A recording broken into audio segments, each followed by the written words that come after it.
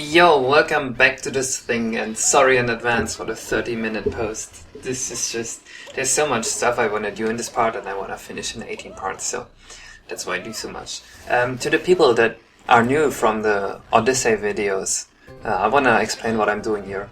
I've made this game called Super Mario 64 Last Impact, and I thought it would be funny if I just played through it myself while commentating on why I chose specific designs or what my thought processes behind designing these levels were.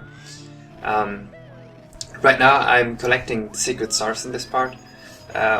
This is a course, but there's a secret pipe in this course that the Bob-Omb researchers were searching for, and we have to investigate it. We didn't do that in the last part, so that's why we still have to do it right now. If you talk to that guy, he will tell you, like, there should be a secret pipe somewhere around here, but I can't seem to find it. And if you look closely, he just moved forward a bit. And eventually he's gonna fall off here and find the pipe.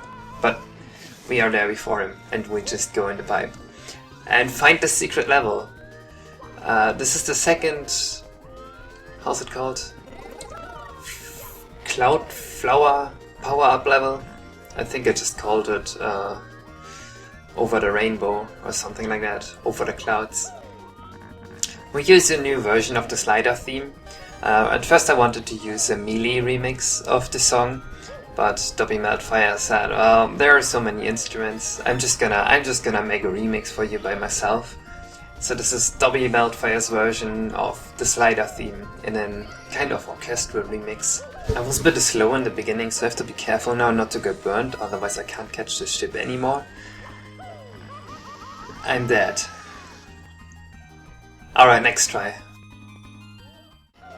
Just a reminder, I'm cutting out all the parts where I walk back to where I died before.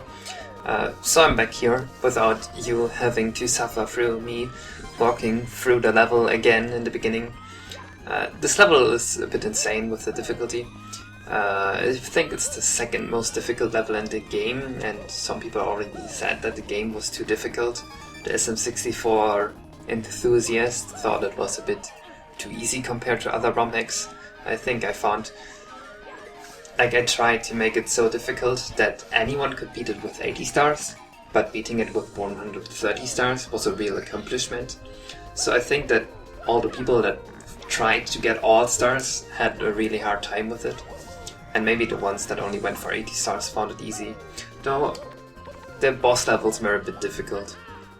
I call them boss levels, not Bowser levels, because the bosses in this game, they are not all Bowser.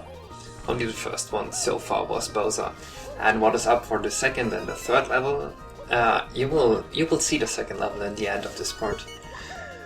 Alright, we are almost at the end. We have 2 clouds, so we should be good to go. I don't think we can still screw this up somehow. Rotating fire spinners can't hit us if we just go above them, and there spawns the star. I want to now show you guys a secret area in this level.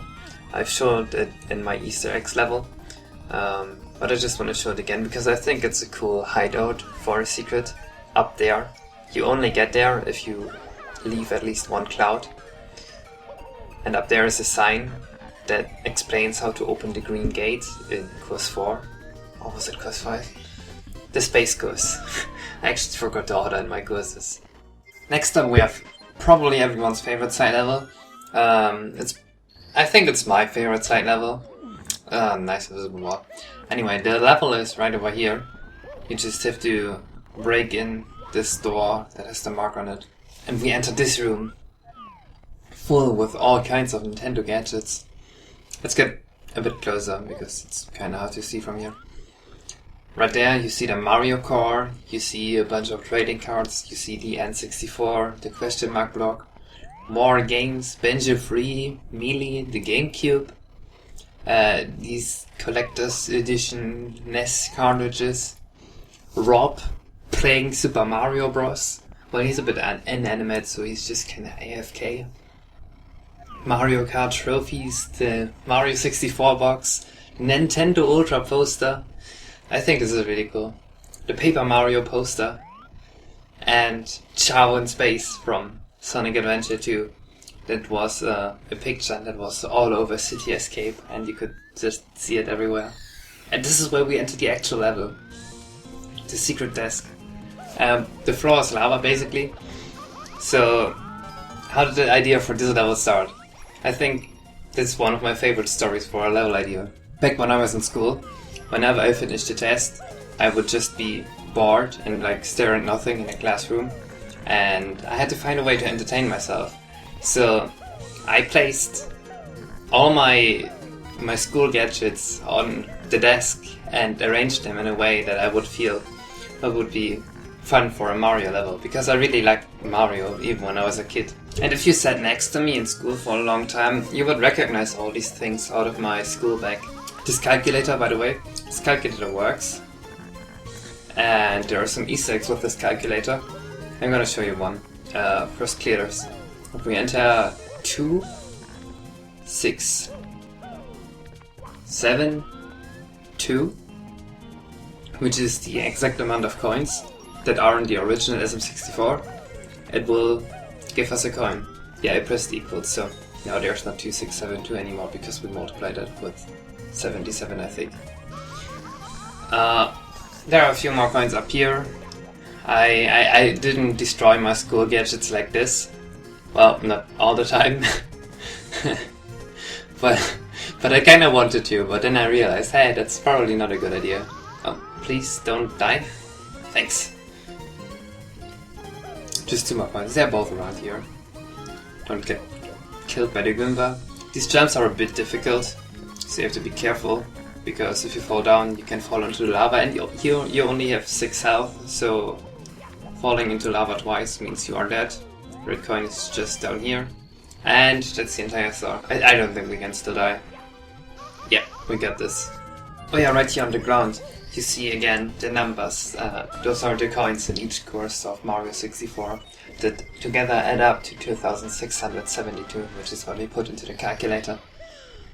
Let's do the spooky level next. Spooky level is right over here at this weird looking thing. The sign warns you that this level is gonna try tricking you.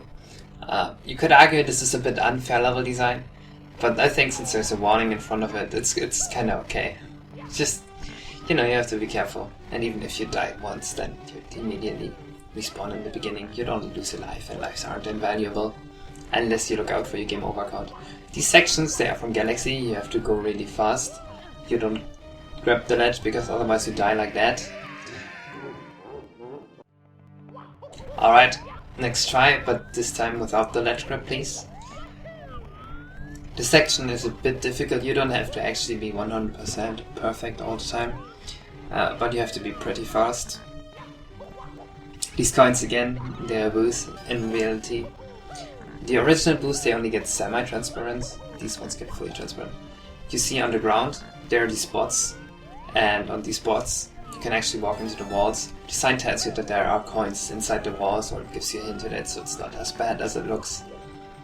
Be careful of this plant, because this plant is actually a flesh-eating plant, and if you fall into it while collecting the coin, it will just kill you, because it tricked you into jumping into it. This plant also looks dangerous. I'll show you. If you go next to it, it will suck you in the middle, and if you go into the middle, it will suck you down, and if you go too far down, you die. And dying from it is actually really unlikely. You have to try to die to actually die from it. But yeah, I think it's a cool effect. It looks cool. Now we only still need to get the last red coin, and we get star. This level, the design for this was actually something I kinda saw it in a dream. That sounds cheesy, but I dreamt of the level because I was thinking so much about my ROMhack at the time that I started having dreams about it and dreams about level designs. That's where some of the stuff comes from. You will see that especially later in course 14. Course 14 is just super funky and weird, and I like it. Oh yeah, we are gonna use the 2D mushroom now. The 2D mushroom turns you into Paper Mario, and now we are paper thin. And if you look on the ground, you will see these small grids, and if you rotate Mario properly, you will fall right through them because you are thin as paper, so they can't stop you. There was also consideration to make him 2D on the other axis, but then, because the camera most of the time is right behind Mario, you just wouldn't see Mario 90% of the time, so I decided to just do this instead, though the other one would have looked cooler from the side. Now if you look from the side, he's just nothing. This power was a bit inspired by Super Paper Mario. Like, I think you could turn into 2D there and then go through certain things, and 3D. I'm not actually forgot how exactly it works, but it was something similar to it. The music in this level, by the way, was made together with a guy called Lesge G. He's a fellow musician, a fellow ROM hacker and a musician. He's pretty good at music, as you can hear, and he's also made other songs and helped me with many songs, and he's actually composed an own song. We have dry bones in this level. This guy. Look at him. Come on, touch me. Yes. They behave like Koopas, but instead of running away, they charge at you. And when you kill them, they don't drop a shell, they just deactivate themselves and drop a skeleton, and then the skeleton revives and turns into an alive dry bones. And these guys, you can't jump into them anymore. You could do that in original SM64. Now you have to kill them like this, properly. I like this one way more. Many people were confused by that though, and they just killed themselves on these things, because they thought, hey, I should be able to jump into this guy's spikes, because I can do that in the original game. But you can't. Actually, mostly people that were already kinda good at Mario 64 and played it a lot died to that. The many casuals, they were just, yeah, of course I can't jump into that. You could never do that. So, only the people that were experienced got annoyed by that. So I think that's fine. Oh yeah, these gitters, I didn't mention that, but they are exactly the same as the spots on the ground where I fell through by rotating properly. Now I have to rotate properly on an horizontal axis instead of vertically. These things that push you up with the rotating thing below them, they won't push you up if you are not Paper Mario, because Paper Mario is a lot lighter than 3D Mario, because he's paper. Oh, come on, the coin. These cutscenes are a bit weird, because some things I did to the camera that I had to do, so you wouldn't see nothing most of the time. The original Mario 64 camera is kind of a bitch most of the time, so I edited a lot. I think it's better now. Some people disagree though. Now, as I mentioned, this is the second part of the second overworld. Or did I mention that? Anyway, this is the second part of the second overworld, and there are more courses hidden in this. For one, the Secret Aquarium, with a lot of new fishes. Like, I think they're called catfishes on the glass, and these other guys, I'm not sure how they're called in English. I really like the idea of the original Mario 64 of an aquarium, that you would become a fish and you'd collect coins. But I think it was pretty poorly executed in Mario 64. Not sure if poorly is the correct word. I mean, they hadn't, like, they couldn't use too many polygons and textures because their ROM was really small. If you actually look into the original Mario 64 ROM, the amount of space they had left is really not that big. I mean, if you had removed all the useless files from the game, then you'd probably have enough space to make it look somewhat decent and more than just a room. But it's understandable. They probably didn't know the exact limitations of how much they could use, so I'll be forgiving them for making a poor aquarium. Oh, there's the last red coin. I kinda oversaw that when I went through here first. Oh yeah, these bubbles, you always have to grab them. I didn't mention it, but if you don't grab them, you run out of air and die, and we don't wanna die. Ugh, slight sound glitching, but whatever. That's due to how the sound is affected when you are underwater, I think. I'm not 100% sure anymore though. Now next, we are gonna enter that airship from the anchor. Why does an airship have an anchor? Where does it throw it at? Floating islands? I guess that will make sense in the Mario universe. Oh, here's a cool trick you can do. Like I said, the thing doesn't push you up on your Paper Mario, but if you jump, then it will go up, but I just missed the last jump, so let's try again. I promise you, once I get this looks really cool. If I get this in this lifespan. I really hate missing things like this in my playthroughs, because it's always so awkward when I have to do this over and over, and oh my god. I'm gonna do this. If this takes a minute, I'm just gonna cut it all out and only show you the finished triple jump product. Yes! Oh, that was so cool. That was all worth it. Every single second I wasted, that was worth it. And now let's shoot up into the clouds and board the anchor. It's a bit laggy here because the clouds are all objects, and objects, they have to build their collision every frame, so that takes a lot of processing power. I sped that process up. Anyway, this is the third cloud level, or the second, depending on how you count, and this one has a proper airship with a Bowser face and rotors and everything. This is probably also the most difficult one. If you get hit once here, you use your cloud power up, but even with the cloud, without the cloud power up, you can still beat the level.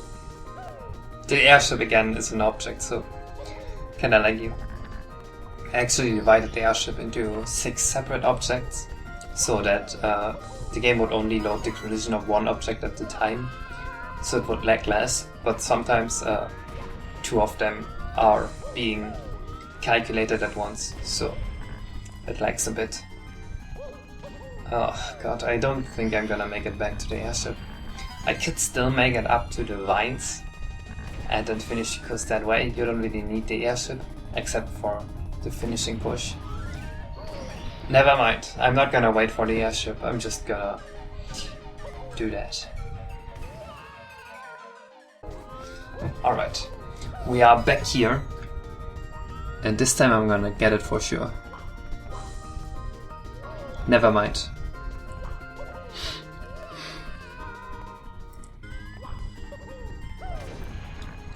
I can't fail again, right? I don't wanna fail so much in one part that it hurts me. Alright, we are finally here. You could go in there, there's a bit of story in there. There's a bob-omb that tells you about how these vines are sucking the life out of these floating islands, and that they will probably fall to the ground if this continues going. That is somehow related to our arch nemesis trying to gather energy with their star powers. He's trying to gather the floating islands energy, so it's just there to make it seem a little bit more menacing. Before I collect the star, I want to show you guys a cooldown trick.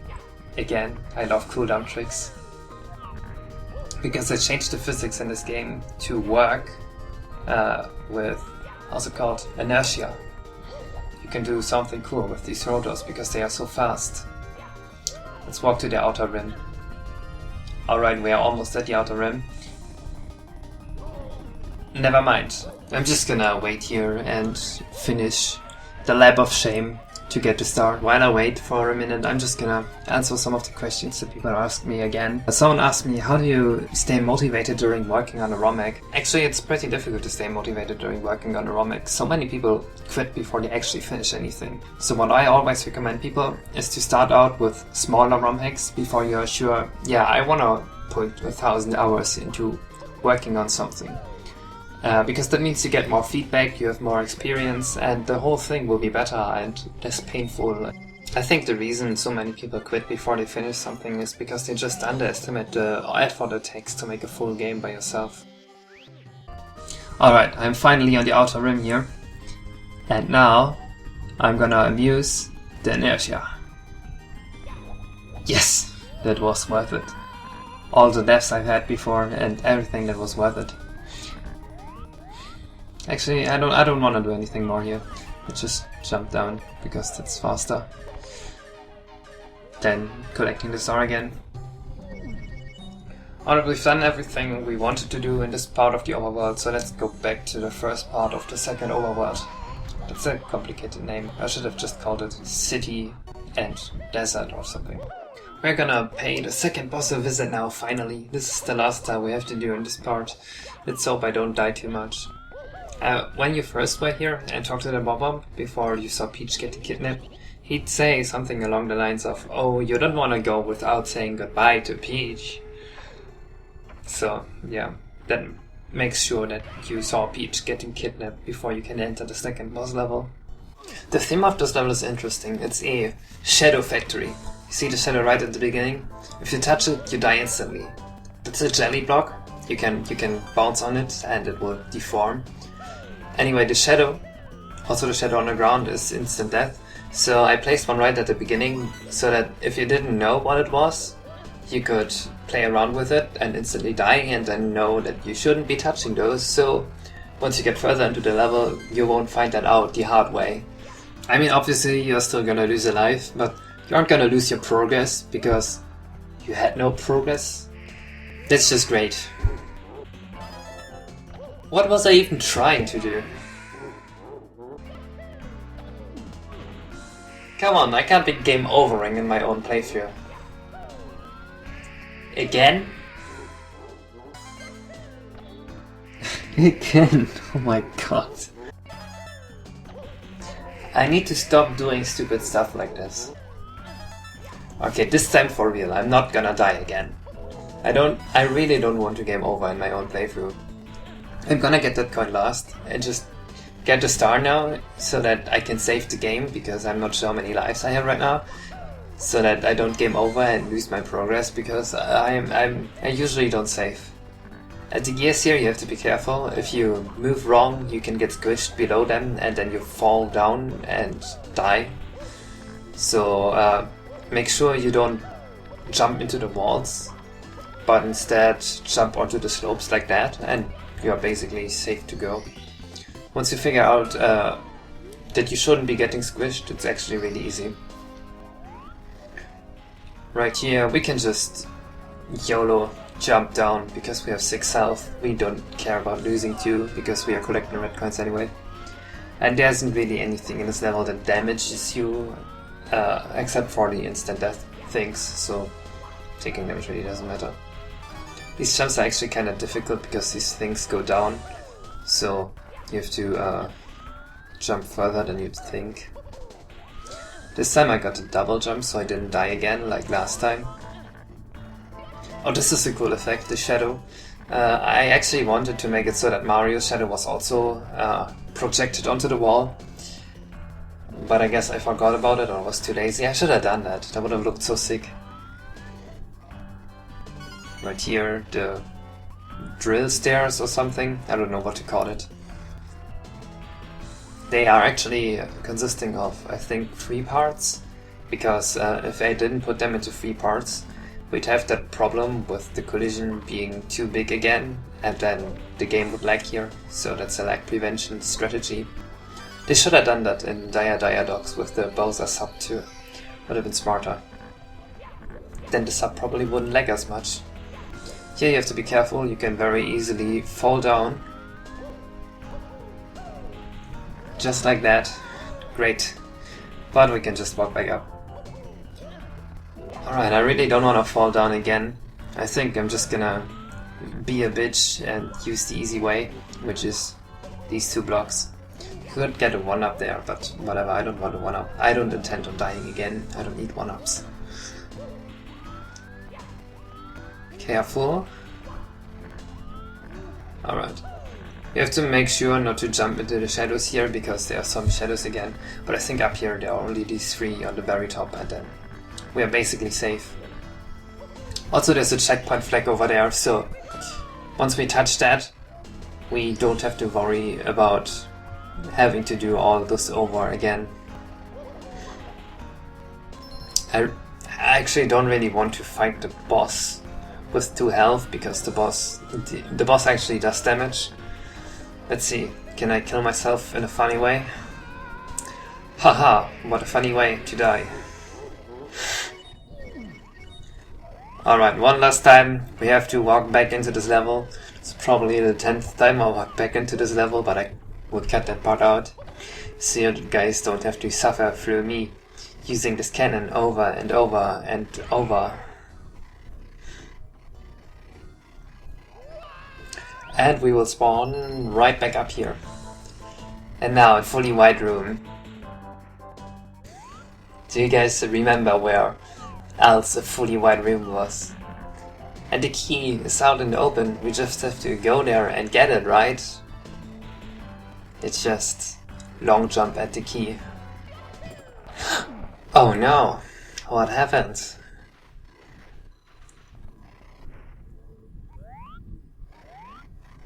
What's that? Is that Shadow Mario sleeping on the ground?